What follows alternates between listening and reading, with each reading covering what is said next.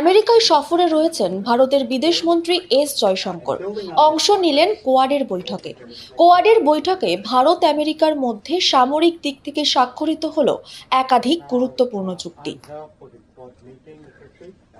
দু দেশের সামরিক পণ্য বিক্রির উপর যেমন জোর দেওয়া হলো, তেমনি ভারত মহাসাগরীয় অঞ্চলের নিরাপত্তা এবং নজরদারিতে তৈরি হতে যাচ্ছে নতুন সমীকরণ ভারত আমেরিকার মধ্যে। পেন্টাগনে আয়োজিত এই বৈঠকে ভারত ও আমেরিকার মধ্যে 10 বছর মেয়াদী চুক্তি স্বাক্ষরিত হয়েছে, যা সামরিক দিক থেকে বিশ্বের কাছে এখন সবথেকে চর্চিত বিষয়। ভারত ইতিমধ্যে আমেরিকা থেকে অত্যাধুনিক অস্ত্রশস্ত্র আমদানি করবে, যার মধ্যে থাকছে C-130J, C-17, P-8I এর মতো অত্যাধুনিক অ্যাপাচে হেলিকপ্টার। ফেব্রুয়ারিতে মোদি-ট্রাম্প বৈঠকে এই চুক্তিতে চূড়ান্ত সিলমোহর পড়বে। কোয়াডের বৈঠকে ভারতের বিদেশমন্ত্রী ও আমেরিকার প্রতিরক্ষা সচিবের যৌথ বিবৃতি আসলেও আমেরিকার মাটিতে দাঁড়িয়ে বিদেশমন্ত্রী স্পষ্ট ভাষায় জানিয়ে দিয়েছেন, প্রতিরক্ষা ক্ষেত্রে ভারত সবার আগে নিজের নিরাপত্তা সুনিশ্চিত করতে চায়। Terrorism in the light of our recent experience, the world must display zero tolerance.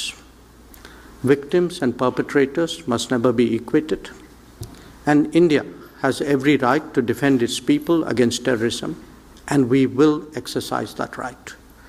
We expect our Quad partners to understand and appreciate that. India plans to host the next Quad summit. We have some proposals on how to make that productive. I'm sure so do our partners. We will discuss, and I'm sure we will agree. Once again, I thank Secretary Rubio for hosting us today, and I look forward to our discussions.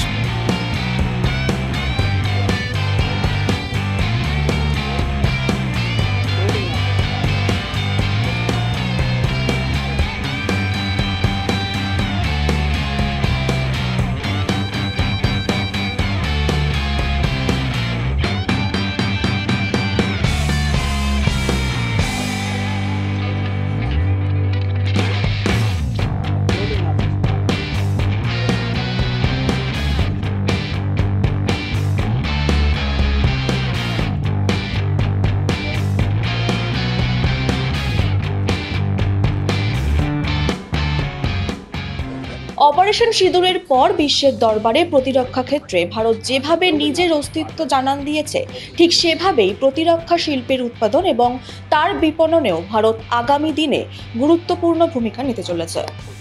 Bureau report, news pole Bangla.